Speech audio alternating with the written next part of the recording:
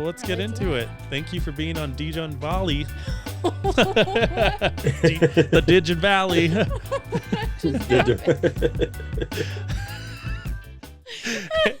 Anyways, thank you for being on Degen Valley, Mr. That must be an Jeff. inside joke there. No, that's me not being able to use my mouth. You just can't I think talk I had and a it's stroke hilarious. mid sentence is what happened. Well, welcome, sir. Thank you for being on the show. I'm glad to have you Yeah. last. Can I you? appreciate you guys invite me on. Yeah, absolutely. Let's get started. Let's talk a little bit about you. What got you into crypto? Like, just explain to people that might not know who you are, who you is. Well, I'm just an average person. I've been a truck driver for 38 years. A friend of mine told me one day back in 2016 I should look at some Bitcoin, and I'm like, what's that? And he sent me a link, and I started looking at it. And that friend of mine was from network marketing. I've been in network marketing since I was probably 19, 20 years old. Mm-hmm. So at the time, 2016, I was in my about, I don't know, 38, 40 years old, somewhere in there. Yeah. So 2016, I got introduced to Bitcoin. I thought, oh my God, what's this? Somebody's somebody's running a royal scam here. Yeah. So, and I hear that from a lot of people now. They go, the first time they're introduced to it, they're like, this is some kind of scam. So I really dug into it, started checking it out. I think Bitcoin at the time was about $75, $80 of Bitcoin. And by the time I decided to buy some of it, it was $265. Mm-hmm. And right after I bought it, I think maybe the next week it jumped to 300. I'm like, oh my God. Wow. You're being super humble. Obviously, you're not just a truck driver. You have your own YouTube channel. It's Cryptoholics, right?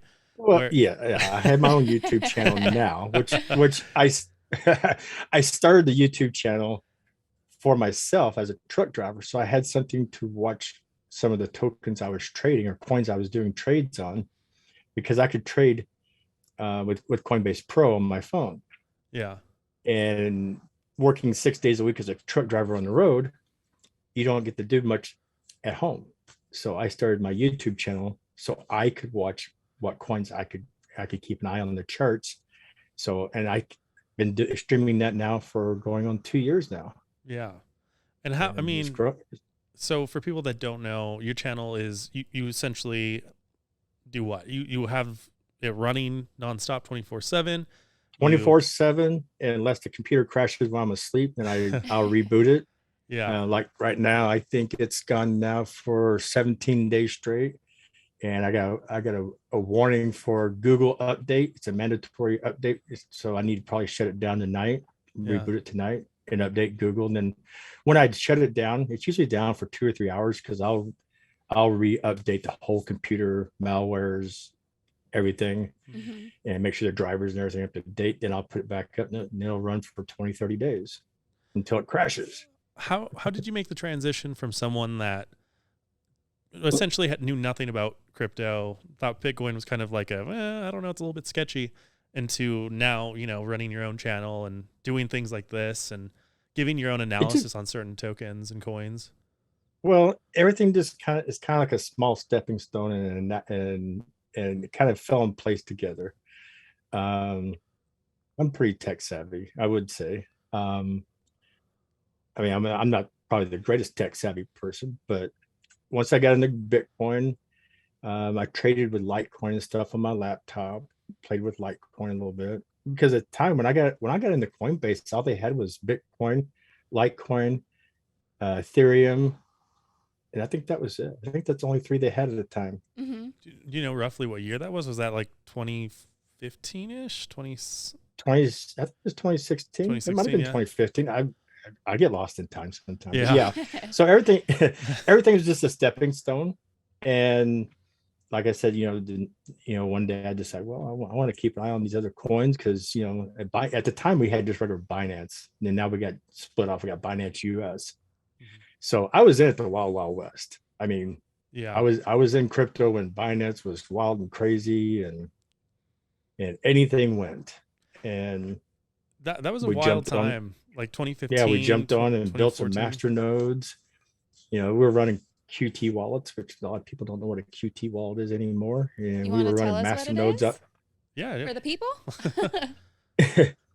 Well, a lot of the coins when they launched their coins had no, Binance wouldn't list them, Coinbase didn't list them, and so there's no place. They built their own wallets, which is a core wallet. Okay.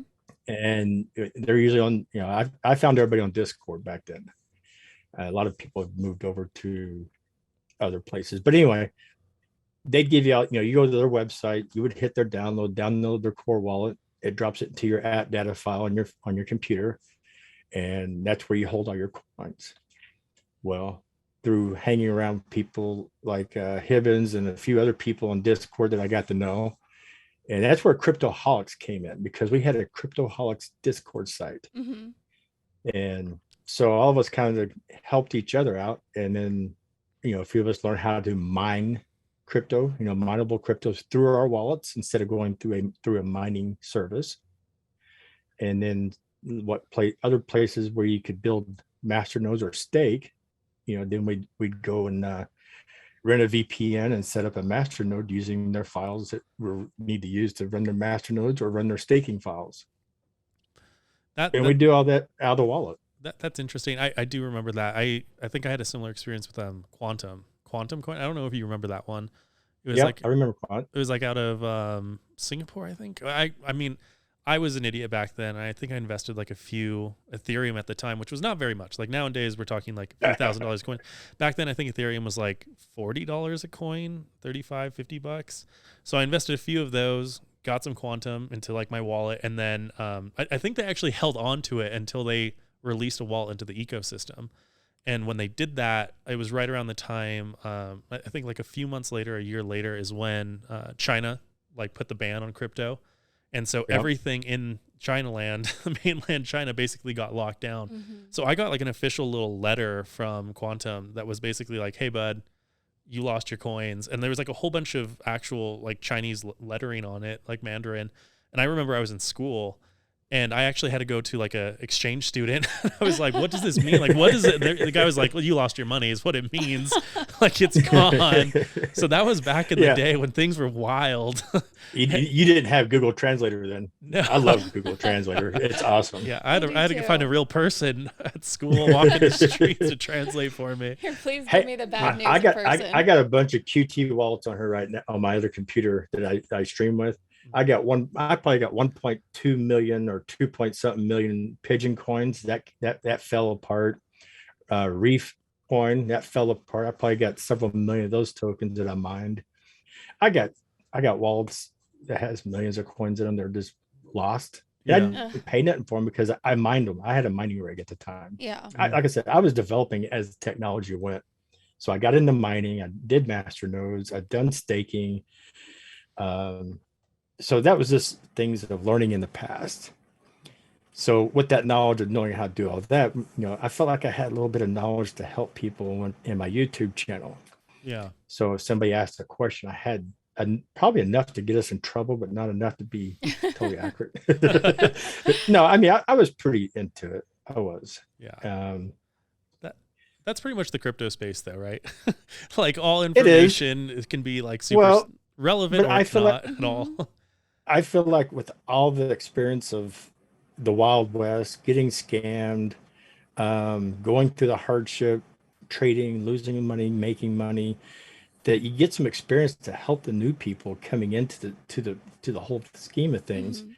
And I try to help them the best I can on my YouTube channel. And just here a few weeks ago, a guy on our YouTube channel popped in and said he got scammed out of about $400 with the Binance BNB off his wallet because he got greedy and tried to go to some fictitious website and claim some coins, and they took all his money out of his wallet. And it's like, man, I wish you'd have asked. I could have helped you. Don't trust these people like that. This space is not for the faint of heart right now, which is kind of scary because it's exactly like what you said. There's so many scams that happen, not just online, but like in Discord channels all the time. Yeah. People will say, I'm a part of so-and-so team. Send me, Ethereum and we'll give you 10,000 coins or whatever it is. And then it's like they just run away. This is for Luna, and it was Lunatic, but if you look at it, it had TIIC instead of TIC. They just put one extra I in there, and he didn't catch it until afterwards. He goes, "My God!" It's the same name, same website, a complete mask over, but the website had one letter off. Oh, that's rough. Wild. There's a scam like that happening on Instagram now too. I noticed somebody duped an account from somebody who actually is heavily involved in the Web3 space. And it was just like had the number 1 before his name, same profile picture. They had copied over all of his pictures with the same captions and were messaging people like a regular conversation that he would have. And then getting into crypto talk. That's wild. And Instagram won't even close the account. The thing with Discord is you gotta keep tabs of like the last 4 numbers, like your Nikki, whatever, Nikki Pyro, and you get those 4 numbers. Somebody can copy your name, but they won't have those same 4 numbers. Oh yeah, I know what you're talking about. The ones like add friends, you need to add those little. Yeah. It has a little hashtag in the 4 numbers. Those are your ID numbers. Oh, They can't copy that. So if Nikki Pyro #3509 shows up and I know you're #8675, I know it's a fake name. So I wouldn't have known that. Yeah, so there's a lot of things we learned back in the day to try to avoid some of these scams, but they still get you once in a while. And that kind of makes sense because in the Discord, like I had to set up our Discord, so I had to go through like all the security guidelines and principles that they expect for you to have. And one of the things that they say is heavily recommended but not required is for people to have their names locked down. Like you can't have a nickname on the server. Because like on some servers, you can like change your name. I could change it to Cryptoholics right now, and like no one would know unless they, really investigated like what you said. So I might have to change that on our server to lock down. Because right now you can rename yourself. Oh, like instead of you being like Alexandria Prescript, you can just be like Ali or whatever. Green-eyed black cat. Yeah, exactly. And see, but I changed my name to different servers. Yeah. Depending on where I'm at. If I'm on a gamer server, I change my gamer name. If I'm in crypto, I have my crypto name. Yeah. I think what you're doing is super important though, because I feel like you're hitting like an audience that like what you're saying, like you're experiencing people's first steps into the crypto world. And I think it's important that people kind of cater to that audience, because what happens is you don't want to drop out, right? Like for us specifically at Silvermint, like we don't want people to have a bad experience and then leave forever, because that's what happens. Yeah, they get burned out of a couple of $100 or even $50. I mean, to the college student, they get burned out $50 and like, oh, it's a scam, I'll never go back. And they don't until they get older and start learning about investments. Yeah. And they tell their friends not to do it too. Yeah, and when we have conversations like in different groups and different mediums, whatever, it's always around how do we get people to stay? Is it education? Is it this? Is it that?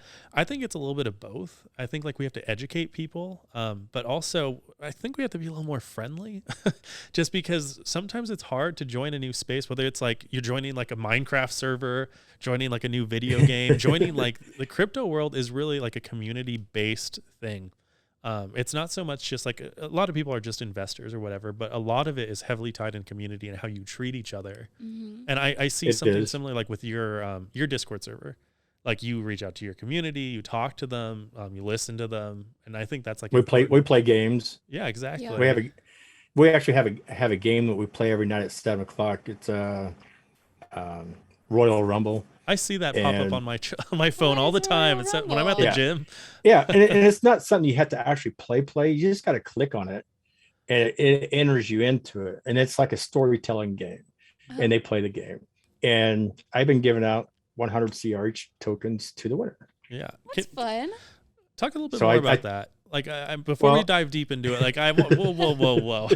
First of all, for people that don't know that are going to be watching this, you started your own layer 2 token, right? And yes, how did that kind of come about? Like, what is it for? Like, what made you do this? Well, back around around April, May of this year, I had a lot of people on my YouTube channel because Luna crashed. And my channel blew up because I jumped on the Luna bandwagon. I was probably one of the first people to start streaming about the Luna charts. And so I had 150, 200 people at a time on my channel chatting. And everybody kept saying, you need your own token, you need a fan token. And I'm like, no, I don't want to do this. What a pain. It's going to cost money. It's expensive. And then I started researching it. And it's like, okay, I can get this done, blah, blah, blah. And I was looked at doing possibly on Polygon. And I'm like, nah, let's check Solano. I really like Solano, but at the time Solano was having some issues. And I think that's about the time they got hacked. And I'm like, they had some blockchain issues that was stalling and stuff. And I'm like, I don't want Ethereum because the gas fees are too high. So I said, oh, let's do Binance. Everybody's got a MetaMask or a Trust wallet. Binance is fairly simple. It's cheap in gas fees. And then I started looking at how I wanted to do it. And then I ran across a place called Astro Spaces. And by launching it as a fork off of his chain, people who hold my token, as there's transactions on my token, they earn Spaces rewards. Then as Spaces rewards have transactions, they can earn BNB. So that it's a double dipping reward system for them as a fan token. So it really is like a stepping stone by forking off a Spaces contract, which is on BNB. Yeah. That makes sense? Yeah, it does. So I got people who are excited because they're like, oh, I got 1.5 million tokens of CRH and I got almost 2.2 million Spaces. But I haven't seen no BNB yet. And I said, give it time. It's not going to happen overnight. So they're excited because they're getting the Spaces rewards off my token. Yeah. How did you, do you have like any incentives for your community that like hold tokens? Like, do they get to meet you, the man, the myth, the legend? Do they get, what do they get? I'm not funded where I can just go out and meet people. I'm currently on disability right now because I hurt my neck. I've been off work now almost a year, pending possible surgery. So my funds are like cut in half from what my normal working funds are. So I'm just a struggling average Joe like everybody else. Yeah. And actually, I might be struggling a little bit more right now because I did dump a lot of my crypto into building my coin. I think everything's said and done by putting liquidity into it and everything. I probably got a couple $1,000s of my crypto into that, building that token. Did you have to like source any engineers or like how did that work? Like, did you just fork and then that was? No, I'm an educator from YouTube. I mean, if they say a PhD is by having 10,000 hours of study time, I bet you I got 3 of them off of YouTube. Yeah. I love that. I'm a triple PhD YouTuber. Yeah. University of YouTube. That's honestly the way things are going now. I mean, really most is. colleges and universities, I mean, you can learn most of the stuff. I mean, I hate to say it. I mean, I'll take a step back. I didn't ever finish high school. I dropped out in the 10th grade. So I'm not highly educated. I'm a truck driver, but I got street smarts and I know how to educate myself and I know how to research out on the internet to find out what I need to know to get myself to that level. I've been learning Python. I've been taking courses on the internet for free, trying to learn Python because I so desperately want my coin CRH token to have more value than what it does. And in order to try to build a NFT marketplace or try to build anything on that, I have to know Python, which is a lot to do with a lot of NFT stuff. And as I'm learning Python, I'm an innovator. I learn things and things are popping in my head. And it's like, man, I wish I knew somebody who is really well into programming because I have an idea. I'm not going to say on here, which I think could be awesome for the mainstream, for the average person to be able to build their own NFTs without knowing any code. Yeah. And I think that's, I mean, going back to the community thing and how we get more adoption, I think that's kind of the right step. I mean, honestly, like you've kind of nailed it on the head. Like you need to make things so easy for the average person so that way they can just join and it's not like accessible. Yeah. Like right now it kind of feels like Web3 is a very exclusive group. Like it does. It feels like almost like a popular kid group in a lot of ways, specifically like here in Utah and other, like, I mean, when we go to other different states and different conventions, but like to get more people and more money in this space, like you need people to be able to just press a button and be able to like upload an NFT and they don't need to know how to mint or even like what Ethereum necessarily needs to be like, or the price of it or the gas price, like it just needs to work. Obviously there's a lot of things that like gas prices will always affect it, whatever. But what I'm trying to get at is you shouldn't have to be a full-time engineer to be able to play around in this space. Right. I mean, I got almost up to like 5 different videos of people trying to teach people just to even buy my token, because they have to have a Trust Wallet or a MetaMask. So I have videos showing them how to download those. Yeah. And there's videos telling them how to add BNB to your MetaMask, because it's not automatically there. How to do a custom token. Then they have to put mine in as a custom token. Then they're like, well, where do I get BNB to fund this? I mean, so it's a whole learning curve for some of the people, because a lot of them are just on my channel are just strictly Coinbase. Right. And so that's why I do a lot of my reviews and stuff on Coinbase tokens. Coinbase was launching new tokens. You know, back in the day, they were launching one here, one there. And I was doing the reviews as they were coming out. And now they're launching 8, 9 at a time. It's like, I can't do that many in one day. Yeah. And I mean, we've had this conversation before, I think, on this podcast, but there's a lot of people that own crypto, right? Like they might have it in their Coinbase wallet or whatever medium they use to actually purchase their crypto. But they don't use it. A lot of people just like leave it in there, or they'll buy like a couple $100 and then they kind of try to dip their toes a little bit into the Web3 space, and then they get scared and then run away. I see people on my end trying to learn how to trade. They want to learn how to read charts. So a lot of them been asking me to do videos. I'm trying to teach them how to read charts. And it's like, okay, well, there's 50,000 videos out there, but they're like, no, we want you to do it. It's like, really? Yeah. You want me to do a video of something that's already out there? It's like, okay, I'll do a video. But anyway, they're wanting to learn that. And I tell them, be very careful. Don't go all in and all out. You got to trickle in and play with this until you learn it. Mm-hmm. And I see people losing their money and getting frustrated. Like, you know, you can't do that. I mean, it's not, I know they want to gain more, try to earn more for free. But like I tell people, you're young. If you're in your 20s or your 30s, start accumulating Bitcoin, start accumulating whatever token you want, and hang on to it. Treat it like a 401k. And when you're my age, you might not have to worry about retirement. Yeah. I had a friend that had like a good thing to add to that. Like what he would always say is, you want to try and buy like 5 to 10 tokens of everything.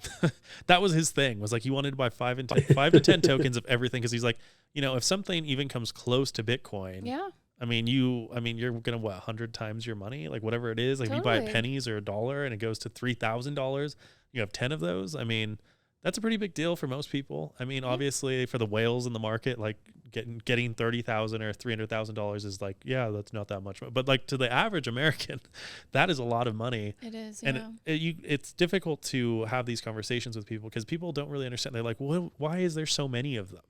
You know, why is there a Polkadot? Why is there, you know, this coin and that coin and Ethereum? And what's the difference between ETCH and ET? Like, it's kind of confusing to a lot of people. So I think the best way I can explain it to people why there's so many different tokens is you got to look at the whole financial structure of the whole world as a whole. And you got to look at, like, you got people who ship products on ships and boats and trains. And there's a whole sub-layer structure of the whole financial world. It starts with the US Bank, or not US Bank, but the World Bank. And that's what Bitcoin kind of represents. It's like the World Bank. It's the banking for the world. Then all these other substructures are coming up and building the basement around Bitcoin, which now starts making the infrastructures of the whole financial system, like the NASDAQ, the Japanese stock exchange, and the UK exchange. And that comes into the next layer. Then you get on the ground floor layer, where now you're dealing with the level banks, technology of transaction with Visa card, MasterCard, PayPal. And they didn't build a whole financial structure, was built over last 150 years. And crypto's only been out since 2012? Yeah, like 2010-ish, 2011. Yeah, so here crypto is out, and it's been out 10 years, 11 years now. And I feel like it's in 11 years, crypto has caught up to the last 75, 80 years of the infrastructure. Yeah, they still got another 90 years to go to finish it all. And so I see the future. I mean, what I see in the future is I see Forex, NASDAQ, and crypto being all traded on one platform. You can cross trade any way you want to trade, and which now you can't do. So there's a lot of things coming that people just they're not seeing. I mean, NFTs right now are just a fun thing. They're fixing to be vouchers. They're fixing to be title deeds. NFTs are going to be coupons. You're gonna go to a concert. You're gonna need an NFT to get in a concert or a ball game or a baseball game. NFTs are going to be the coupon trading of the future. Yeah. It's funny that you say that because, like I mentioned earlier, we were at the Zion's Tech Center or whatever today, and one of the banker dudes was like, "So how about them NFTs, huh?" And I'm like, "There's a lot of technology there. Yeah, like maybe not the Bored Apes, maybe not the CryptoPunks, but there's technology actually underneath there that is going to emerge to be something like what you said, whether that's vouchers, whether that's community stuff, whether that is tickets, whether it's deeds, whether it's anything really. I mean, anything that's one of one can be an NFT. Think of it this way. 15 years ago, you could take a digital picture, and now they have a little frame you can sit on your little desk there, and it rotates the pictures. Yeah, I remember that. It won't be long before you be able to put a little, like an iPad there, and it's going to rotate your NFTs. Yeah. Just like pictures. I mean, even a picture on the wall, you can, if NFT is art, why not buy a digital picture frame, hang it on the wall, and have your Mona Lisa up there, and every day have a new picture of an NFT that you paid $300,000 for hanging up there. Yeah, I actually saw an NFT gallery at somebody's private home in Beverly Hills in LA. That's what was that like? Pretty cool. Like, do they have just like one photo per little frame, or was it like rotating like what he said? I don't think that they were rotating. It was like a big kind of, think a big white wall gallery. Yeah. And then it was just like beautiful plasma screen TVs or whatever they have else. Yeah. I don't know. Yeah. Whatever that technology is. But yeah, they'd have the art piece displayed there. It's really cool. Yeah. I mean, there's one close to like where you live, actually, Jeff. There's one in Chicago. I think like it's an official gallery where you can put your CryptoPunks or your whatever you want to put there. Like kind of like what you're talking about, but it's more like a public thing, I think. Yeah. I mean, I think that's really cool. This is where one of the Neoren parties was hosted. What would be really cool to see a hologram NFT. Yeah, it would. Yeah. I mean, there's a world of possibilities out there. Absolutely. And I think we're only scratching the surface. Like I said, we're probably, I bet you the next 20 years of innovation in crypto is just going to blow people's minds. Yeah. And people who are your age, my age, a lot of people my age could care less about crypto, but the younger generation who are now 20 years old are looking at crypto. They're going to be 40 years old and 20 years from now, and they're going to think back, man, if I had just threw $100 in there, I could be retired. Yeah. Yep. There was sorry, Jeff, but there was a stat that when we went to the bankers convention up in Park City, what was it? It was like 65% of people who switch, there's a ridiculous amount of people. I don't remember the numbers. So I'll just give kind of like a very informal, not very statistical analysis of this, but it's like they essentially said that people under the age of 35 switch banks, like 65% of people under 35 switch banks every year. And then out of those 35%, 50% switch again the following year. So it's saying that like people switch banks so often, the younger people, because there's like a lack of trust. And it's also like the incentives they have at each bank or whatever kind of flips them over and over. But they were saying that like people over 60 don't switch banks at all. Like very rarely do they switch banks. Like have you switched banks recently, Jeff? No, I had the same bank since I've been here. So they treated me very well. Yeah. I've had so the same bank what I'm too. trying to get at is people, I think our age are less trusting of banks, less trusting of like the US dollar because they're constantly switching things. There's a thing that Nash says. It's like people used to say, do you know what Bitcoin is? And then like now it's like, do you know what do you have in your wallet? Essentially, like what cryptos do you have now? Mm-hmm. I mean, that's more of the question that's being asked now than before, where it was like, what the heck's a Bitcoin or what's an Ethereum? It's more or less like what coins I remember back in the day when I first got into it, and I tell people, oh yeah, I got Bitcoin and Ethereum. They're like, what's that? Yeah. And I try to explain it to them. They're like, because at the time I wasn't that knowledgeable. I try to explain it to them. They go, oh, that's just a hoax. You're gonna lose your money. Get out of that. I'm like, no, I'm going to retire off this. Yeah. Like, no. So, and then like a dummy, I sold my 4 Bitcoin at $2,400 thinking I was doing great. And then now it's like, oh my God. He's like, no. You were doing great at the time. Yeah, it's true. Hey, when I was, it popped off well. When I was in college, well, I think it was like 2016. So I graduated my undergrad when I was in 2017. I actually gave a talk about Ethereum and Bitcoin at like it was an econ class, and people literally like laughed me off the stage almost. They're like, "You're so full of shit. Like, this is never gonna happen." Rooms, so. I do get laughed. That's because I make jokes. Is it? Yeah. No. Well, not to make you feel bad. That happened to me back in, oh no. I had the same kind of thing happen to me in the .com area. When the internet first came out, I was trading stocks in the .com area. Mm-hmm. I mean, I made some decent money then. But when the internet was coming out, I knew HTML. I built a website called goldminecoupons.com. Mm-hmm. And I took the time to build up every state, all 50 states or whatever, 53 states or 52 states, and whatever. And then I was trying to make the major cities like Charlotte, North Carolina, Dallas, Texas, Los Angeles. And I was trying to make the major cities within those states so they could click on the state and then click on whatever city they're in. And then I approached, once I got it built, then I started calling Johnson & Johnson, Procter & Gamble. I started going after the major people. And, because I had a printing business when I was 19, 20, until from 19 to 23, I had a print shop.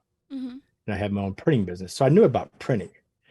And so I approached them with the deal. Says, hey, the internet's out. Why don't you, instead of you printing, all this paper out and spending all that money to print coupons, why don't we digitize it on the internet and let the customer print their own coupon out on their own paper and save you billions of dollars? And I'll do this for you for $1,000 a month. Yeah. And they're like, no, we don't see no future in the internet. So we really don't want to invest in that right now. Yeah. That's how far ahead of it I was in my time. So you talk about getting laughed off the stage. Yeah. I had $1 billion idea. I was just 5 years too soon. Yeah. Because now there's companies out there making millions off of it. Mm-hmm. I feel like there was so many companies, and I kind of hope that they're learning from that experience, because the thing that you're talking about is similar to like what Sears went through, right? Like I think there's like a business case story where some executive went to like the CEO and was like, hey, we need to put all our stuff online. Yeah. And he was like, that's never going to work. And then it's just like Sears and Kmart just like, but it's like Sam Walton of Walmart. Yeah. He owned a Ben Franklin. He tried to tell Ben Franklin, hey, we need to do this. They said no. And he said, fine, I'll go start my own. And that's where Walmart came from. But he's so glad he was rejected. Who, Walmart? Yeah. Or Jeff? No, Walmart, silly. Sam Walton. Yeah. No, I feel you with that, especially in this space. There's still, like I said, when we go to, because for some odd reason, we always end up going with like near bankers for the last couple of months, like the banker convention, Zion's Bank. A lot of them don't really take this space seriously at all. Some of them really do. Some of them look at this and they're like, okay, this is kind of dangerous to us. I don't think they want to take it serious because they're scared of it. Yeah. They're scared it's going to take their jobs away. But that's kind of how I feel. Like what you're saying, that same experience of being like laughed off a stage, or, sometimes people like say like in passing, they're like, oh yeah, how about that crypto, huh? Or like Web3, huh? Mm-hmm. And it's like, bro, this stuff is for real. Like, what are you talking about? Like whether or not Silverman itself like blows up and goes to the moon, or like one of these is going to nail it on the head. Yeah. Well, it's the case with basically anything. Yeah. Not everything wins. Like Amazon. Yeah. Like for real, like Amazon, eBay, like all of those companies, Apple. Yeah. They came out of that same thing that you're talking about, Jeff. Like obviously, like that time period where people were like, well, why are you selling books online? Why are you doing this? Like, why? And it's like, okay, well, we see something that's going to happen. I remember when the internet first came out, you had to go to the store and had to buy a card, a prepaid card, and then enter the code so you have internet time. Mm-hmm. Those AOL discs. Yeah. I used to fling those around like crazy. There you go. Yep, AOL disc. Matter of fact, my first computer had those big floppies about that big. Yeah. Stick them in. Yeah, I think, the internet has definitely changed so fast and so rapidly. Mm-hmm. in the last 30 years. It's only gaining momentum. And it's just constantly changing. It's like the more we know, the more we know. Yeah. I think it's gaining momentum at a force of like a 20x every couple of years. Yeah. It's not like a 1x, a 2x, a 4x, a 6x. It's more like a 2x, a 40x, a 60x, a 100x. I mean, it's just rapidly going faster. In fact, because a lot of these young kids now that are, I mean, I'm seeing 10, 12 years olds understanding that this is going to be their future, and they're already learning Solidity and they're learning Python, and they're not even 15 years old yet. Yeah. I mean, I seen a video the other day of some little kid in India. I think he's 12 years old. Him and his brother, both are programmers, and he's worth several $1 million now. Well, I think it's very, very interesting, because what you're saying to me makes a lot of sense. There's a lot of people that are programmers that aren't necessarily super creative. And so like they get told to build something, right? Like you're kind of the flip side of that. Like you are learning something, and at the same time you're like, oh, how can I change this? Oh, how can I change this? Sometimes that's kind of rare. Engineers sometimes just want to build stuff, and there's like, they do things in sprint cycles, and there's everything laid out for them. So it's more or less like, how do we get there? Where like when you have like a younger generation growing up with programming, they're constantly like, well, it'd be really cool if we did this thing on Minecraft, or it'd be really cool if we did this. And like, how do we learn and Python? How do we do all these different things and change this world? On MySpace. Yeah, I mean, exactly. That really just ignites the curiosity. But that resonates with me, because when we had MySpace and we're changing things around, to make our profile a little bit cooler, like that was, I mean, it was both like an artistic thing and kind of like a programming thing, like HTML. I mean, for me, it was an artistic thing, and for you, it was probably more of a programming thing. But it's like HTML and JavaScript. Yeah. Yeah. So stuff like that. I mean, those kids are going to be the future, and it's really, really cool that they're learning so much from online. It is. To speak of MySpace, I was on Talk City. I don't know if you ever seen it or not, but there's called Web TV. I bought a Web TV for my first internet. Yeah. Interesting. Then I upgraded to the HP computer to that. But Web TV is a little keyboard and a little module you plug in your TV, and they took out $15 a month off your credit card, and you were on the internet. And then there was cool. Then there was Talk City. You could talk, chit chat. Yeah. Something we'll have to Google later, which is also something we couldn't do in the past. Yeah. Well, my first video game was Pong and Atari. So classic. Yeah. My dad bought me Pong when I was little, and then we upgraded to Atari and played Gunfighter and Tank Battle Royale. And yeah. So, but I mean, to make that similar, like to make a comparison too to that. I mean, like if we're in like if Web3 is the equivalent to Pong, what's going to be like the Modern Warfare 2 remake of like Modern Warfare and PUBG. Yeah. Like what does that look like? 20, 30, 40 years? What does that Web3 space look like? I don't think what? Holograms. Well, no. Yeah, hologram stuff. I don't think we'll be typing on keyboards. I think you'll be able to speak and type.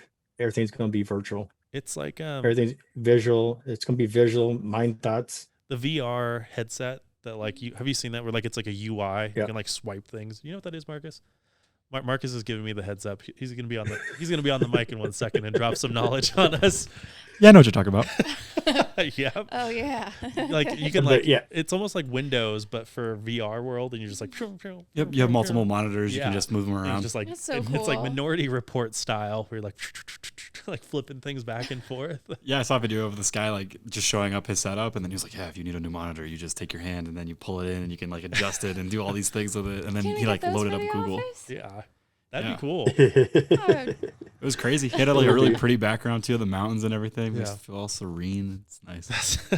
We want to, Jeff. Like, have you ever heard? Like, obviously, like the meta world. Like, people don't really understand metaverse. Yeah, the metaverse. Metaverse. So, like, what we're trying to do is go into the metaverse and do like a podcast in there. Yeah. Like, we'll have like little VR headsets on, and we'll have our own little avatars, and we'll pull someone in there and interview them, or we'll just interview people running by. Hey, you come back here. Just chasing them. Let's go knock on Snoop Dogg's door. Yeah. Go to any person's house and just like stay there forever. See, I don't have VR goggles. You wouldn't be able to catch me. Yeah. I've only done VR once, and I did an operation on somebody at CES. Oh yeah, I think you told me about but this. I haven't done anything else. So very high pressure situation. They had something like that at Silicon Slopes when it was cool. So like a year ago. Sorry, Silicon Slopes. Marcus is giving me dirty looks. I'm not saying when it wasn't cool. It's just when it was really, really, really cool. They had something similar where like it had like a little robotic hand and you had like these little rubber bands. Yes. Yeah, and you like put them up. Yeah. Mm-hmm. So we know what we're talking about. We and are like doctors. We were surgeons for 10 whole minutes. I'm so sorry for that virtual body there. It was just like, God help me. But no. You're like Freddy Krueger surgery. I was like, you're not going anywhere, little body. No. But yeah, it'd be cool. I've watched the metaverse come about and I watched it kind of transpire. I have not really, got into it. Yeah. I'm still in the NFT. Matter of fact, I actually, back once I built my own coin and I got looking to build NFTs or build an NFT site, like you're talking about with dealing with programmers. They're like, just give me the document and I'll build it for you. I'm like, what's a document? Yeah. They're like, give me the docs. Give me the docs and I'll build it. And I'm like, I don't know what a docs is. Mm-hmm. And so I've had to learn what a docs is. And it's like, oh, you want the blueprints written out in words so you can actually program it. Why can't you just tell you what I want and you build it? Yeah. And they're like, no, we don't work that way. We need docs. That's like, okay, well, that's why I came to a roadblock right there. And I stepped off to the side and said, okay, I want to build my own NFT. So I designed an NFT, launched it on Refinables. And so I had fun building that. Mm-hmm. I mean, there's so much in NFTs and the metaverse that like I think people kind of have the assumption that their NFT is going to be able to jump with them in the metaverse. And like, we don't really see that yet, but I kind of understand it a little bit. I do too. Marcus, like, and I have talked about this before, and like even in our little gaming podcast, it's like a lot of people think they're going to combine worlds where you'll be like Call of Duty, but then you can like hop into Call of Duty world and like hop into like Fortnite or something. Fortnite, you hop into like FIFA and you'll be able to use an avatar amongst all those different games. And that'd be like an NFT, right? Like you have like a Bored Ape. So if you get shot in Fortnite, you can't make it to the next one, right? Yeah. I mean, I maybe you try to run from one combat zone to like a nice little area that's a normal video game, like Minecraft. You just like pop over into each different world. So it'd be like a world, like a whole world, and every little section has a different war zone or whatever going on. Well, that's what some people say. Like, I'm not saying I'm one of those people, but it's almost like instead of taking out, I mean, this is going to kind of date me because that's not how video games work anymore. But it's almost like if you were to take out the disc and like put in a different disc or like a cartridge, like you were to play Super Mario 64. Really does date you, Nikki. And then you pull it out and then you're like, I want to play. You're describing Glover. a hub. I think that like ultimately what it's going to be is more like a hub. We talked about this a little bit at the Silicon Slopes soiree. I was talking to Matt. And he thinks it's going to be like the connected world. I was like, I don't think so, man. I think it's going to be more like a hub right off the bat where like you basically can load in. It has all those options for you. You can pick where you want to go. Your character goes with you. But it's just like a UI hub. You get to pick where you go, where you want to do, that kind of a thing. I've heard pitches before where people say they'll have like, imagine, I don't know, like a Mario Kart game. And like you have like an NFT that changes your character. Mm-hmm. And like that will do different things for different objects in the game. Yeah. So like, let's say you're playing Modern Warfare and you load in and you have like a Bored Ape. Like maybe you'll have like a banana gun and that banana gun will do like so much damage. And then if you have like a CryptoPunk, you'll have like a cyber gun. Yeah. And that'll change like stats around the character itself. Yeah. I don't know. It's kind of hard. But I'd hate to see I'd hate to see a game give somebody more power because they have more money. Yeah, exactly. That's where the issue is. That's for me. where we always come back to NFTs. Is like, I think if it's a fun fashion statement or something, that's cool. But if it's a fashion statement, do you use that term in gaming? Yeah. Okay. I mean, you have like more skins clout or whatever. Yeah, like skins have more clout for sure. Yeah, like, if it gives you more power because you bought and it. see, the skins are coming to the.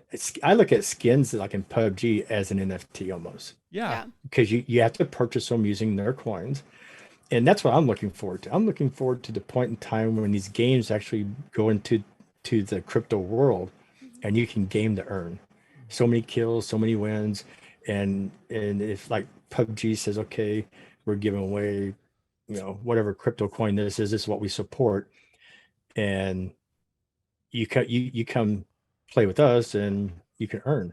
Yeah. You could even sell your skins for more. I feel like you two were talking about that on our gaming podcast. So it's kind of like Crypto Kitties. Yeah, Crypto Kitties.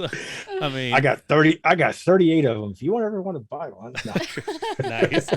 You just shilling off your Crypto Kitties here. Hey, that was one of the. I jumped on that hype train when it first came around. I was one of the first few people to jump in at the time, and so I got some of the original ones, and I was breeding them and had them on auction so other people could breed them too. And we were joking about. I didn't know you could take it that far. To be honest with you. With this Jeff, I'm not even going to pretend like I know what you just talked about. We're joking. Breeding little cats, like cat NFTs. Yeah, well, yeah. I mean, I think I probably jumped about $300 with an Ethereum into it, and after I got into it, about 6 months later, Ethereum blew up. I'm like, I want to sell these things. I want to get rid of them, get my Ethereum back. And it's like, man, I probably got $10,000 worth of kitties right now. I mean, because $300 of Ethereum back then now is worth about $10,000 now. It's like, I want my Ethereum back. Take your cats. I want them Crypto Kitties. I'm done with them. The only cats we're familiar with are stoner cats. Those are the only. That's I've like heard of Crypto Kitties, but I don't know anything about it. Yeah, I didn't know you could breed them. I sure did not either.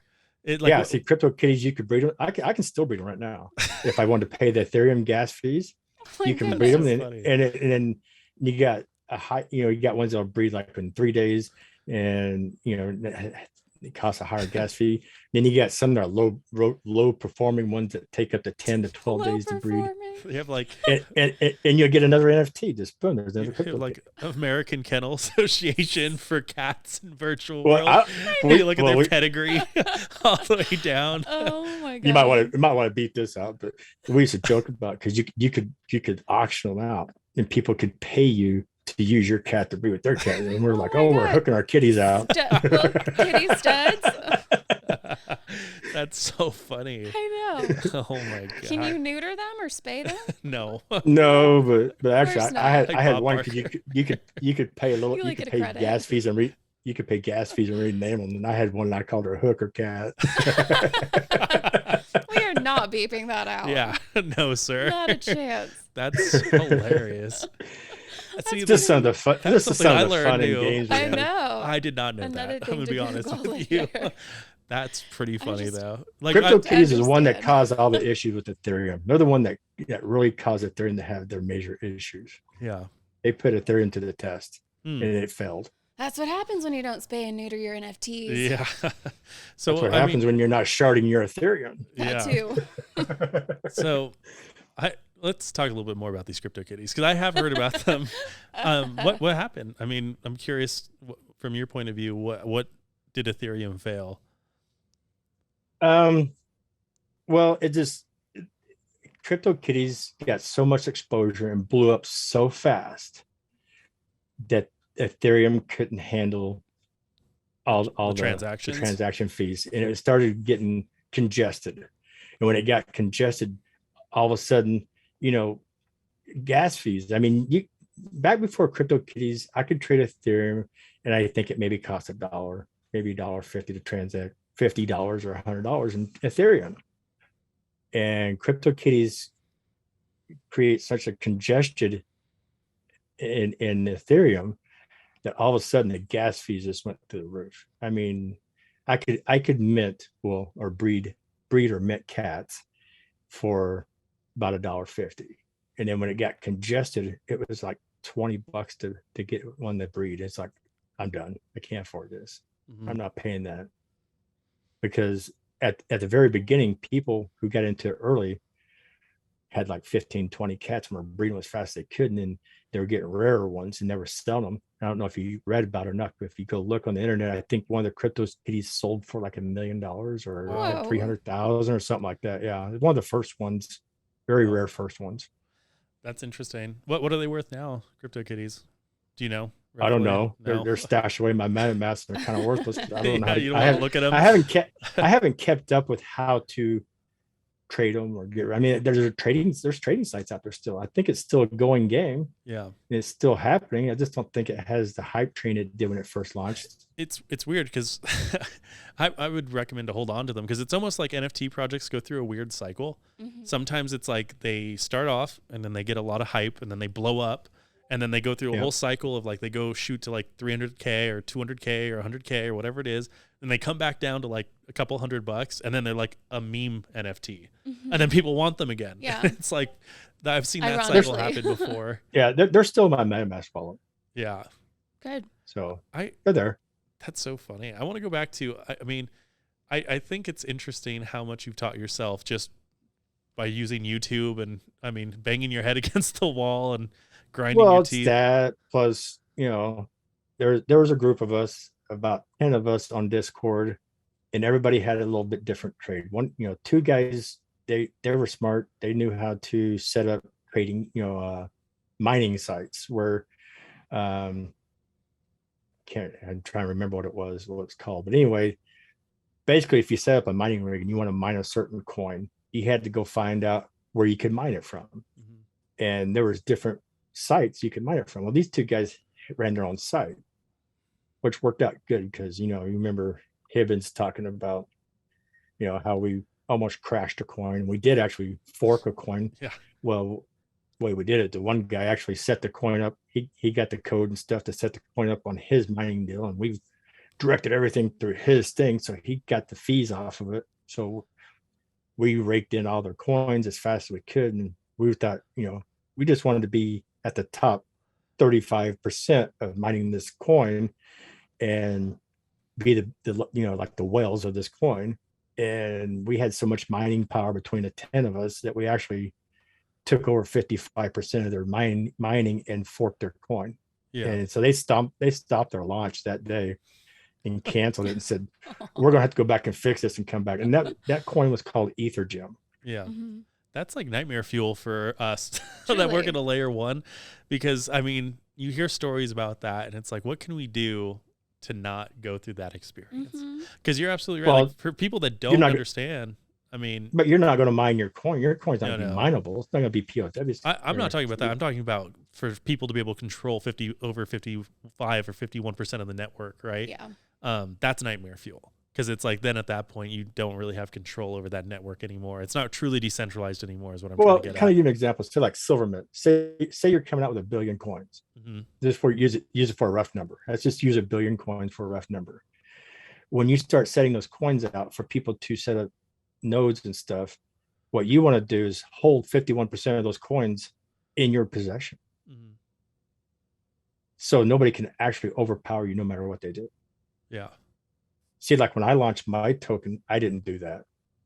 I pretty much threw everything in the open market. I launched at 25 million tokens, burned 2.5 million. So I got 22 million tokens out there, and I only delegated 4 million tokens to myself, and the rest went to PancakeSwap. So I don't have 51% of my coins. And I actually got a whale who's holding 19% of my coins. He actually holds more than I do. Yeah.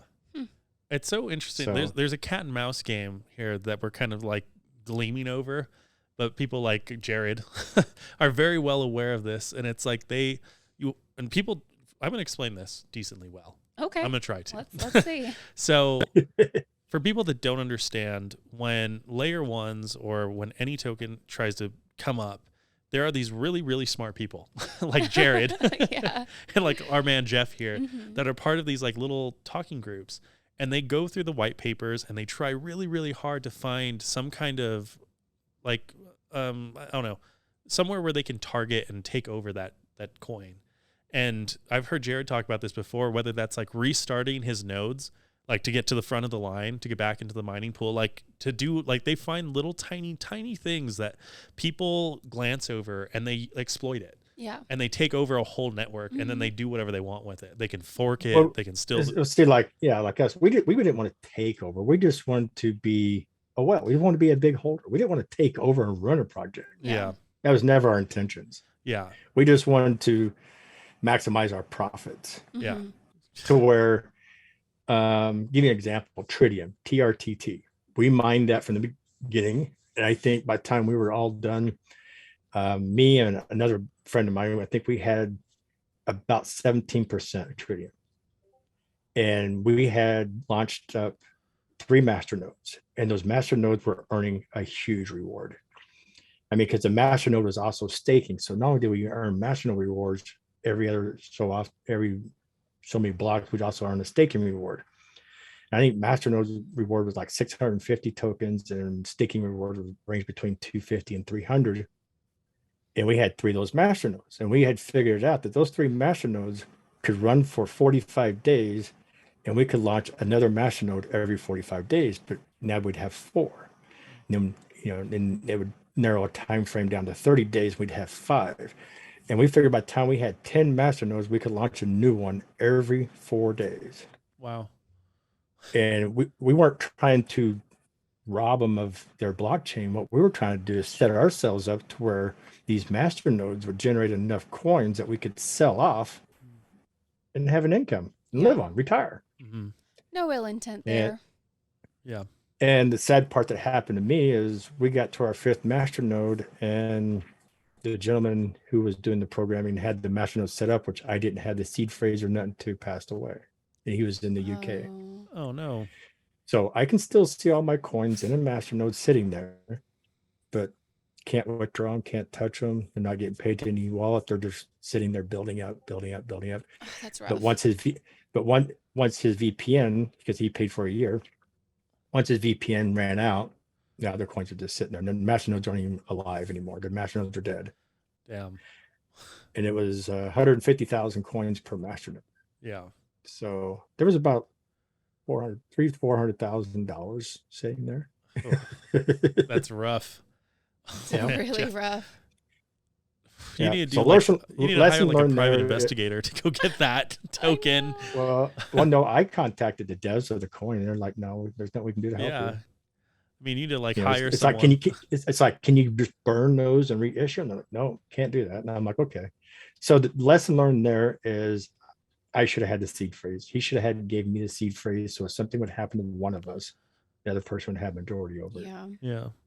It's wild. I've heard stories, and I think Mike Stay has a wild story too, where it's like people will lock up their Bitcoin, and then they like on an old wallet that they found on like their grandma's computer or whatever. Didn't Mike actually? That's what I'm saying. Yeah, get it back? Mike actually had to go in and I think did his whole crypto, like cryptography, not crypto, but cryptography. I just call it magic. And he waved his fingers over it and got the money out. Yeah, so there's definitely stories not like that. Only for a small fee of 30%. Yeah, I mean, listen, you got 80,000 Bitcoin. Yeah, 30% fee. That's not too bad though. I mean, I'd rather have some amount to get the rest of it. My eyes would be like this. I know. So what do you look at? Oh, sorry. What were you saying? Kind of like that 100,000 Bitcoin pizza. Yeah. That's rough. There's somebody had to bite the bullet to do the first transaction.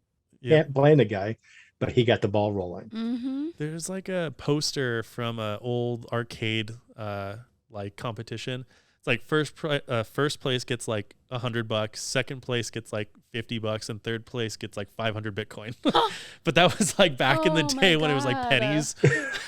So people are like, wow, that third place winner really won the whole thing. That is wild. Yeah. There's like posters of it everywhere. Oof. So people definitely Pays did to not be a loser know. In that case. I know, right? Get third place. Be like the happiest person ever. Second place winner.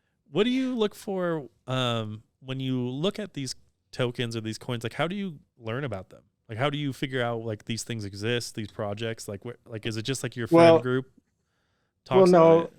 Basically, I mean, what I cover when I do my reviews is I basically watch Coinbase. When Coinbase announces such and such tokens being launched, which now they give us a pre-list because so many people were jumping the bandwagon and buying the coins before they actually got to Coinbase and run the price up.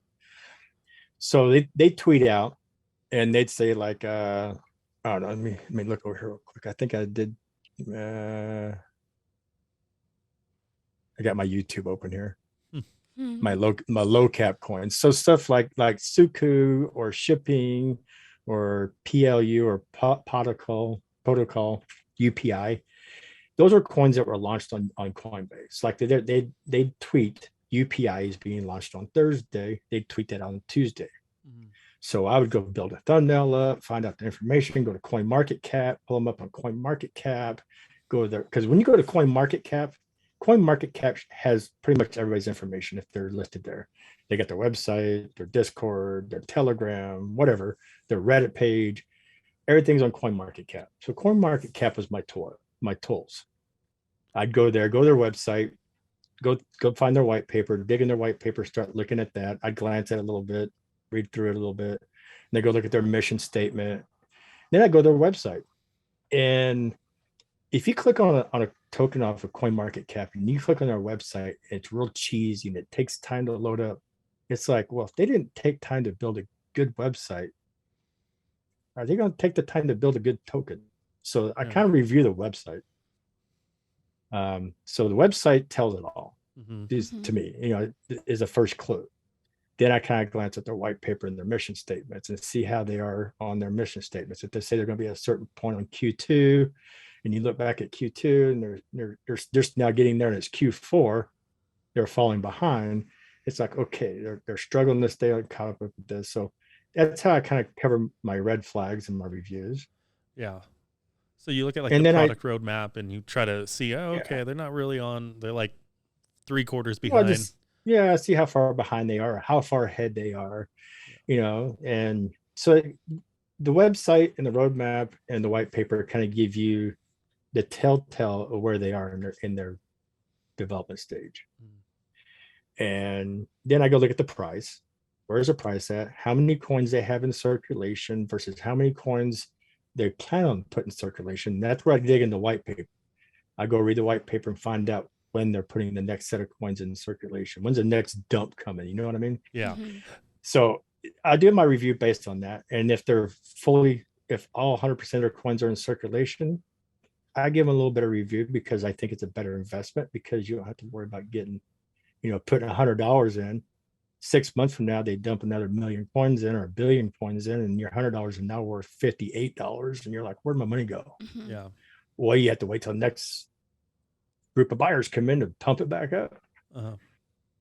So that's interesting. Just because obviously on our side, we have to do all those things that you're talking about. Like we have to make sure our website's legit and that when people go to it, it's easy to like digest our materials. And then our Discord has to be up to snuff. And then also like the same thing you said, our product roadmap has to make sure to be like legitimate and like in line with what we're actually doing. I don't grade Telegram and Discord that much. Yeah. I don't put a lot of emphasis on it because that to me is the social media connection point. Because like Reddit, I have a Reddit page. I hate it.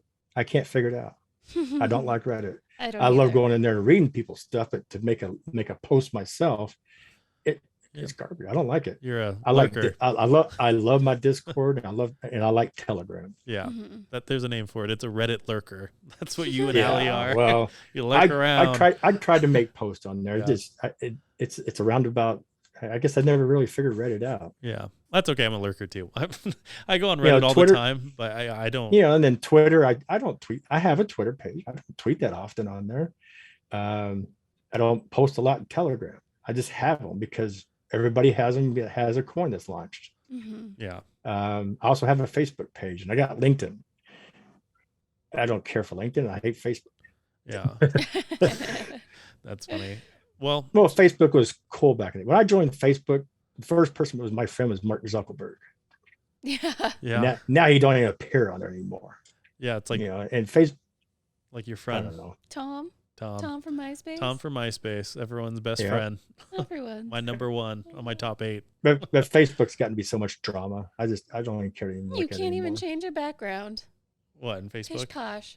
Facebook was really weird for me the first time I used it. I was like, me too. I was like, what is this? Oh, very boring. And then back when I first got on it, like people had to be invited to it. So it was like you couldn't just join. Like you had to have like someone, and someone had to invite you. And I mean, that kind of sold really, really well. I think that was a good marketing idea. It was. But now it's like chaotic, and it's just I stay away. I open up Facebook maybe once a week, and it's mostly just to see my family stuff. Like posts of like grandchildren. I got an email to get on Facebook. I think I was in the top 2 million to get in Facebook. Wow. Yeah, because I remember seeing the countdown on there, how many millions of people were joining. It's actually a counter on your page back in the day. See, Jeff, you try to write yourself off as just some trucker from the Midwest. And the first 2 million on Facebook. You have Crypto Kitties breeding with each other. Not your average stuff. No, well, certainly not. I guess my dad was really huge into technology stuff. He wanted to be a DJ for like WKRP or whatever. So he had reel-to-reel and cassettes, and I mean, he wasn't into the computer, but when technology came out, he bought the Pong, he bought the Atari. My dad was into the technology. So if he was still alive today, he passed away when I was 16. So I think back when I see all the stuff I have, because I remember when he used to tell me as a kid, get out there and mow that yard. It won't mow itself. Yeah, it will now. Yeah. Yeah, it will now. Absolutely will. I love that. Well, I think we're going to wrap up here, Mr. Jeff. Thank you so much. It's been nice. Yeah. For people that are watching the podcast, they should definitely check out Mr. Cryptoholics YouTube channel. Yeah, we'll link it. Yeah, make sure to subscribe to him and turn on that bell notification. Yeah. Same thing for us. If you want, check out our Discord. Yeah. But we do like Discord. Yeah, we're trying to boost those numbers. And you do have a YouTube channel yourself. I know we do. We sure do. Yes, promote us, Allie. Okay. Well, that was a very lame promotion there. Do you see what I'm working with here, Jeff? Okay, so you have a Silvermint YouTube, but you also have another one. I watch both of them. So we have Degen Valley. Yeah. So we have a Degen Valley, and then we have a Silvermint YouTube channel. So Silvermint is like mostly technical stuff. So it'd be like where we're going to post most of our engineering things, like our developer office hours, our validator office hours, mostly like technical write-up stuff. And then on our Degen Valley is all our crazy things. So like us doing this podcast, us going to events, like we post like silly stuff on there. It's probably getting sillier and sillier, but that's kind of like the two differences between them. Yeah. So please subscribe to both. Actually. Yes, and join our Discord. And join my Discord and come play some Royale. Yeah, Make sure you got a MetaMask card Rumble, because you could win some CRH tokens. There you go. I need to win something. He knows how to promote himself. Please. We need to learn how to promote ourselves. All right. Thanks, Jeff. Hey, thanks, guys. I appreciate it. It's been a great time. Yeah, you too. We'll catch you soon. We're gonna and to the guy behind the scenes. Thank you, Marcus. Yeah, he's back there smiling. He is. Cool. Okay. You guys have a great one. You too.